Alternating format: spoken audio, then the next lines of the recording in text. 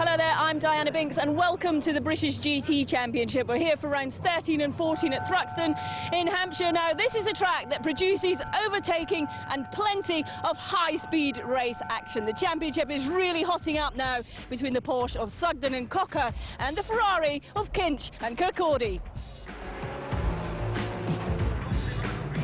Oh, and 70 Spence hits him. Oh, it's gone. And Kirkcaldy stays with him round the outside. The Porsche of Jonathan Cocker and Tim Sugden that has been the class of the field this season. But the Ferrari is fast, so can Nathan Kinch and Andrew Kirkcaldy fight back? Kirkcaldy can't afford to be too careful. He's got to go for championship points. Andrew, obviously you've got quite a challenge on your hands. Do you think you can beat the Porsches?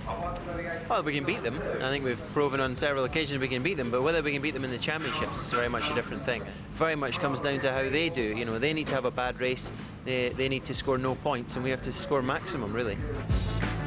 Tim, the Porsche is really performing and doing well for you this year. Well, I think we've done really. I mean, you've got to remember it is a totally new team. It started at the beginning of this year. We didn't have a truck at the start of the year. We only got a truck 3 races ago. So the way it's come together has been brilliant. I was able to bring Johnny in, so it's all worked a little bit like a fairy tale so far, but we'll wait for the happy ending. Early days, I know, but have you got any plans for next year? Oh, I've got lots of plans I'd like to do, but whether I'll manage to do them, I don't know. There's lots of things on the horizon. I'd like to drive a Ferrari again, so I don't know. You know, GTs look strong, so let's hope I'm still in a GT car next year. It's still very early days. I mean, the team want to go FIA GT racing. If they do, then obviously I'd like to go there with them. So a lot to look forward to. Yeah, and hopefully it'll be with Johnny again. You know, Johnny's done a very, very good job this year, and if he was to end up winning the championship at his age, then he obviously has an incredible career in front of him, and probably long after I've retired. Now, I understand you've got a new nickname in Rocky. Would you like to tell us why that is? Yeah, well, you guys very kindly put on the screen me having an argument with a mechanic at Owen Park. Unfortunately, I try and steer clear of fighting. He was bigger than me anyway, so I probably wouldn't have taken it any further. So, Jonathan Cocker has pulled out a 20-point lead over the Ferrari, but with 4 races still to go, he can't rest on his laurels just yet. Round 13 took place earlier today, so it's over to Ben to bring us up to date. Making a return to the series for the first time since round 1 at Donington, the red and white Balfe Motorsport Mosler started from pole position with Cocker alongside, but the duel between the 2 Corvettes picked up where they'd left off at Silverstone. Andrew Kirkcaldy was the fastest driver on circuit in the second part of the race, but a deflating tyre threw him off the road at 130 miles an hour on the exit of Church Corner. The other Ferrari, though, was challenging for the lead, a challenge that ended with Sean Balfe flying off the circuit on the run-up towards the chicane, while Tim Mullen went on to win. But neither driver was happy. Hey, easy. At a top-line national level at 150 mile an hour, just crazy, mate, you know, just crazy. I don't know what he's moaning about, because he put me off down to the chicane whenever I was past him, and then down the back straight he just turned left into me, so... I've stopped at the observer's post, I've asked for the report, they said they've got it. I want to hear what they've got to say about it. If I'm wrong, I'll eat humble pie on TV, I ain't got a problem with it. Taking another look at the replay, it's almost a case of 6 of one, half a dozen the other, but it does look as if Sean makes the initial turn into Mullen in the Ferrari. After a disastrous first race for the Ferrari of Kirkcaldy and Kinch, can they hold off the inevitable attack from the Porsche of Sugden and Cocker in their quest for that championship title? Well, we're just about to find out, because racing's going to get underway here in just a few moments' time. Here's Ben. Thanks, Diana. It was damp in qualifying, and Tim Sugden took Group M Racing's first pole of the year. He chose intermediate tyres, as did Sean Balfe, but the Moslers not made it to this second start. Andrew Kirkcaldy starts from 3rd with the zero competition Corvette of Peter Lebar 4th. Then the winning car from earlier on, Chris Niarchos and Tim Mullen starting this one. And the Jones Brothers Porsche is next up. Dan Eagling is driving alone in the Peninsula TVR after John Hartshorn suffered an eye injury, and the Rolls Centre Noble is on pole in the Cup class. So as they come out of the chicane, a gap where the Mosler should be on the front row of the grid. That should make life easier for Tim Sugden. We're all set to get the second race underway here at Thruxton, and it's a good start from Andrew Kokotti and Tim Mullen, going straight past the Corvette as well. Peter Labat not really on it there at the start. Now we're on board the other Corvette. This is being driven by Ben Collins, new in with the team this weekend, but they had troubles in qualifying. Started back in 20th. He's trying to make up some ground already as they come up through the complex. Still being co-driven by Neil Cunningham, but Paula Cook not driving this weekend. The green car there, that is the leader in the Cup class. That's the Noble of Martin Short. Just got past the number 36 TVR, being driven by Dan Eagling. But out in front, Tim Sugden just beginning to make the bit of a break. Patrick Pearce putting the pressure on Mark Sumter in the Porsche as they come through Goodwood Corner. Really good to see the GT cars squirming around through the quick stuff at the back there, Ben. Thruxton's such a fast circuit, and these cars are really demanding to drive through. Church there. Oh, and a big spin ahead. Yeah, who's that on the left-hand side? It's Peter Labat. Oh, what a pity. Peter Labat in the Corvette. Well, we said he hadn't made a brilliant start, but he was going okay after that. Now he's thrown it away, and now we're riding on board second place man. It's the Ferrari of Andrew Kokotti, and it's shown fantastic pace here this weekend. Can he get past Tim Sugden? That's the question. Yeah, back to the old battle again, the Group M Porsche against the Scuderia Cos Ferrari. Down the inside he goes into the complex, and he makes it look so easy. Straight through on the brakes. Well, Rob, you said how good the brakes are on the Ferrari in the past, and that was a great example. Absolutely, the brakes on a 360 are just terrific, and Andrew took fantastic opportunity there just to cruise by on the brakes into the complex. Tim Sugden won't like to be beaten, will he? But there's not a lot he can do, and he's got to think about the championship for his co-driver's point of view. Jonathan Cocker has a chance of wrapping it up here. So Group M Motorsport are very aware of that, and they've now got the pressure on from the second Ferrari again. If they can finish in the top three, they should still wrap it up. So you can see that Tim wasn't fighting as hard as he might have done. But someone who is fighting hard, it's Ben Collins in the Corvette, coming up behind Dan Eagling and Mark Sumter. This is the battle for 8th place, and remember, Collins started back in 20th. Dan Eagling just in front in the Peninsula TVR. They've been struggling with the power steering on that car, so it's been very hard work, but he's going for it up the inside of Sumter. Yeah, Ben Collins having a look down the inside there as well, and Ben's got some real momentum with his driving at the moment, starting from that way back. He's in a real catch and pass mentality, and that's a fantastic way to drive on a circuit such as Thruxton.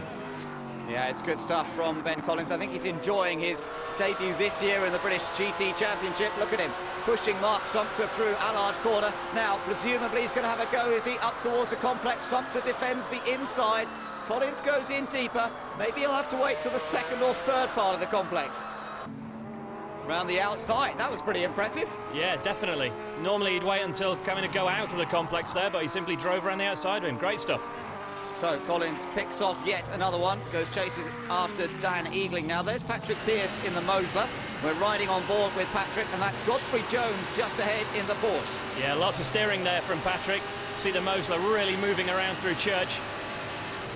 Yeah, up the hill they come, maximum speed up to about 160 miles an hour, then on the brakes. Oh, there's not much space here, Patrick. Just touches the back of Godfrey Jones. Oh, and off, and missing a wheel. That's Martin Short. He was leading in the Cup class. Teammate to this car, in fact. Martin looks after both cars as this is still going on, bashing wings as they come across the line in this expensive machinery. Godfrey Jones still just in front of Patrick Pearce. Yeah, real tight stuff there from the Mosler and the Porsche on the run up Woodham Hill, with significant contact between these two cars. Patrick hit the Porsche twice there on the run up to the complex. Well, they've got to watch it because it's still a longish race, and be careful behind too, because they're being caught by Ben Collins in that Corvette. He's got past Dan Eagling now, and he's right up with these two. Patrick Pearce in the number 37 car, and ahead of them, Godfrey Jones. There we are, we're on board with Collins. Now, what's he got to try and do here, Rob? Well, he's just got to keep up the momentum that he's shown so far. He's got his headlights on, he's pushing the Mosler really hard, and he's just got to get past as soon as he possibly can. Similar engines in these two cars. The black and yellow car's got its engine in the middle, though, and the blue one in the front. Oh, dear, the safety cars come out. Well, I think that's as a result of the Noble that we saw off with a wheel that had become detached. So the safety cars come out, and they'll all have to slow down. Co-drivers cannot yet take their cars over because the pit window is not yet open, so I'll have to wait for the moment. Cars going past that stricken Noble out on the back part of the circuit, and Martin Short, no doubt disappointed. We'll be back with more great racing from Thruxton in a moment.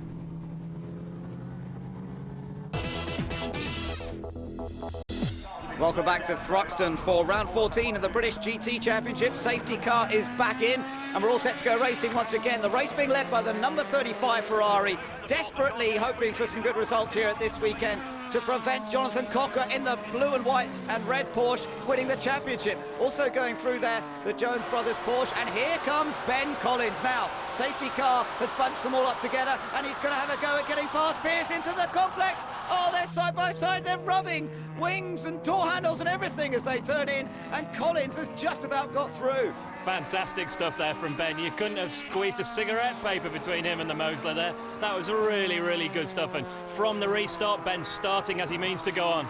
He's a very experienced driver. He's raced in the United States in Indy Lights Championship. He's the reigning Days of Thunder champion. He's raced in sports cars in the FIA series, but he is loving this opportunity. Now, further back we can see the Porsche just going through, but there's a problem. That's the car that's leading Cup class. Well, it was a moment ago. It's Mark Cole in the Porsche. And looking at the replay of that overtaking manoeuvre from Ben Collins again, you can see he's really bringing his racing, his rubbing his racing mentality across from the Days of Thunder Championship. Well, I think his team boss, Jonathan France, will be loving this, just to see the car moving up the order so quickly. And now, in fact, it's right behind the car of Godfrey Jones, so another position to pick off for Ben Collins here.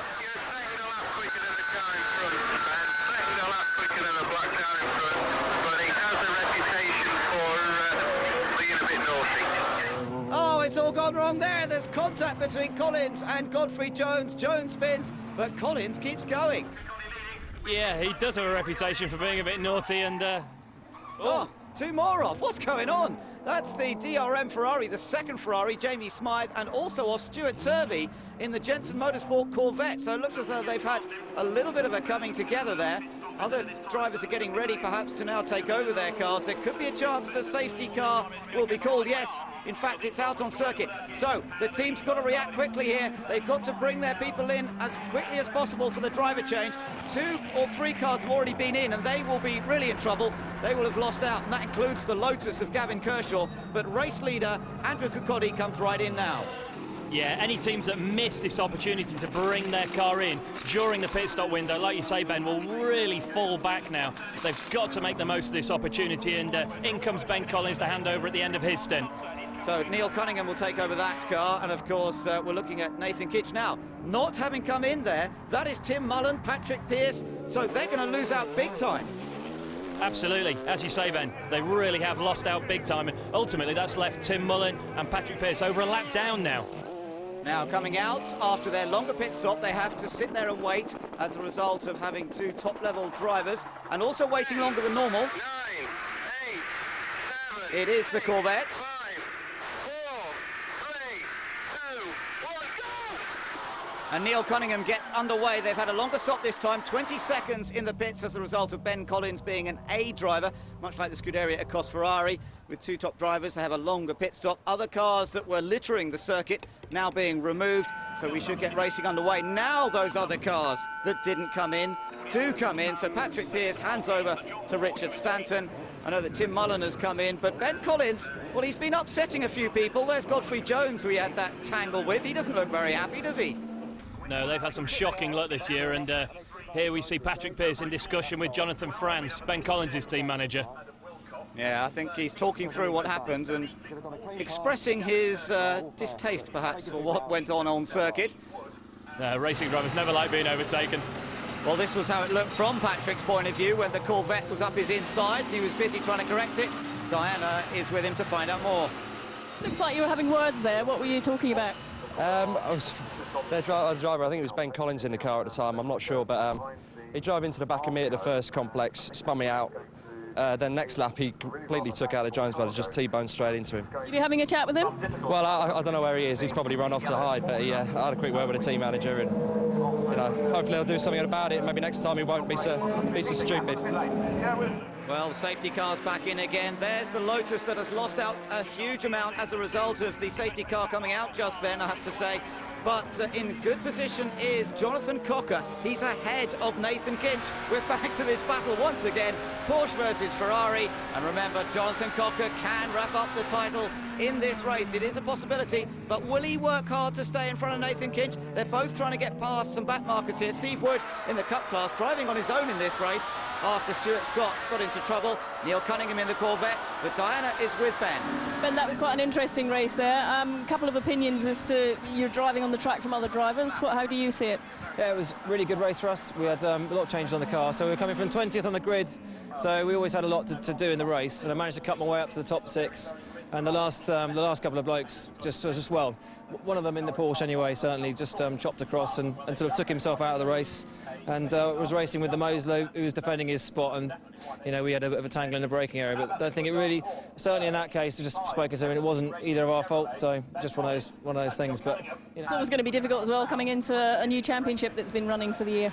Not really. I mean, I've done GT and Le Mans racing before, so especially in a 1 hour race, you haven't got much time to fanny around trying to overtake people. If you've got a 1.5 second lap time advantage on people, they should, accept the fact they're going to get past somewhere. In front, Jonathan Cocker still maintains the advantage over Nathan Kinch, but Neil Cunningham is right there with him. And I have to say, Rob, this is the most competitive showing we've seen from this Corvette all season long. Definitely. I don't know what the Corvette drivers had for breakfast, but they're really pushing hard this weekend.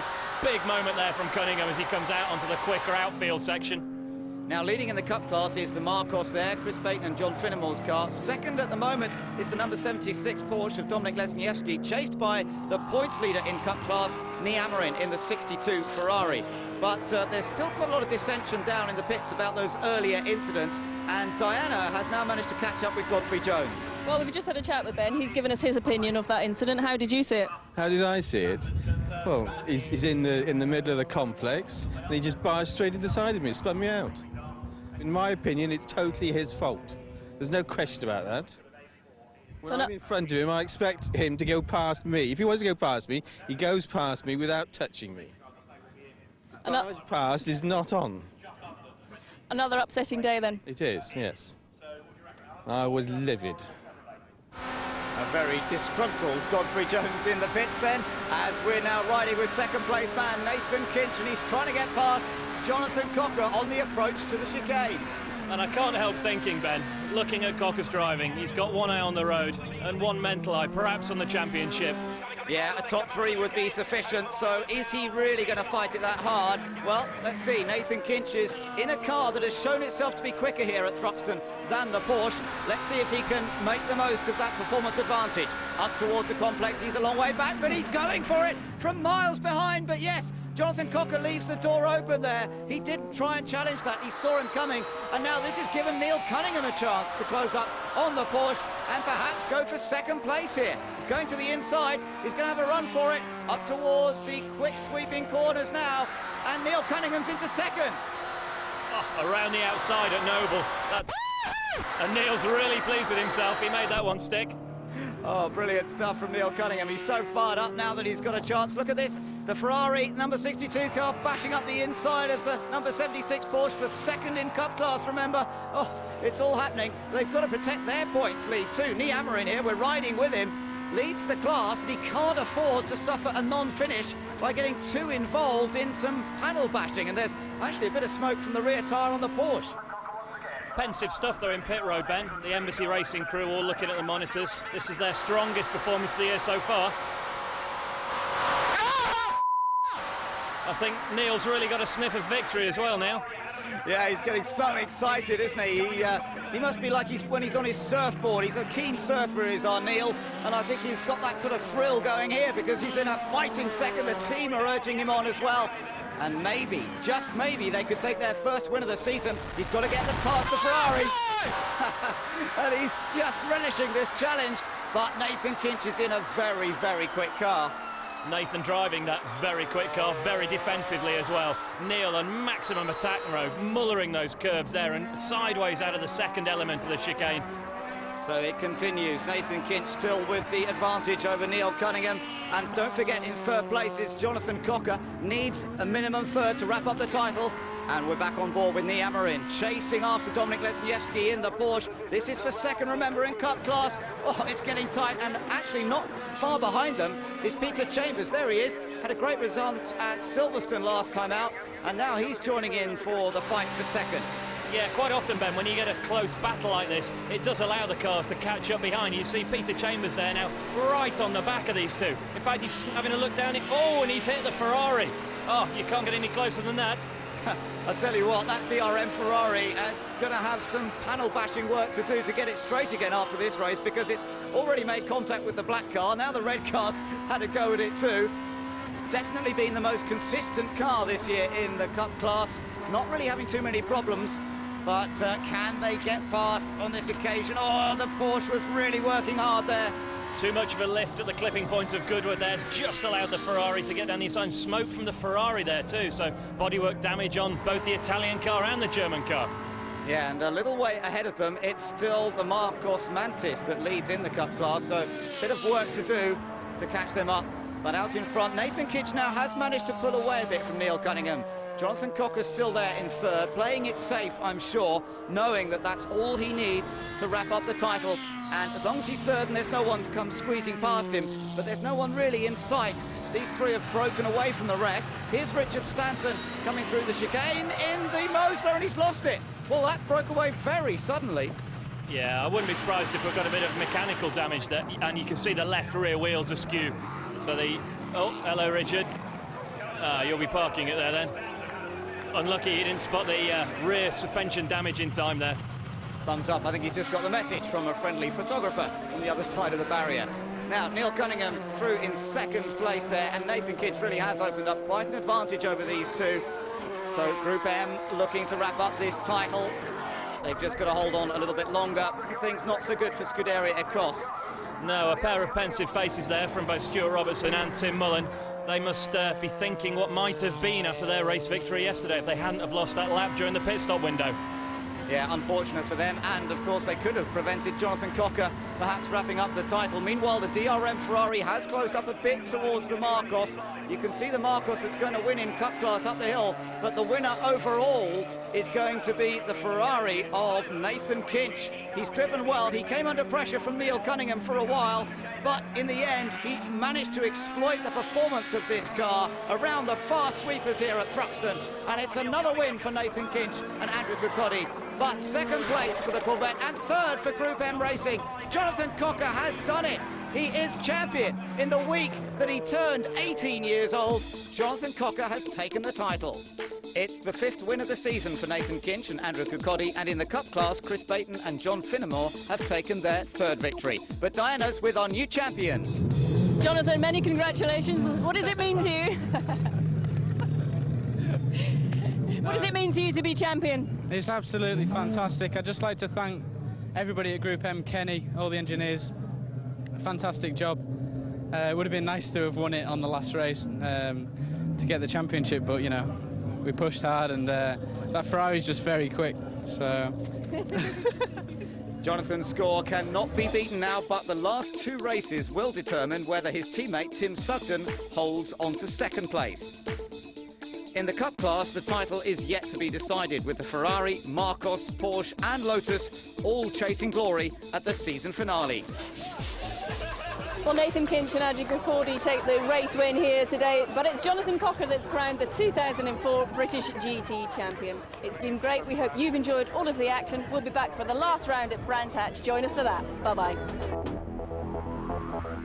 Next on 4, we do it globally with Transworld.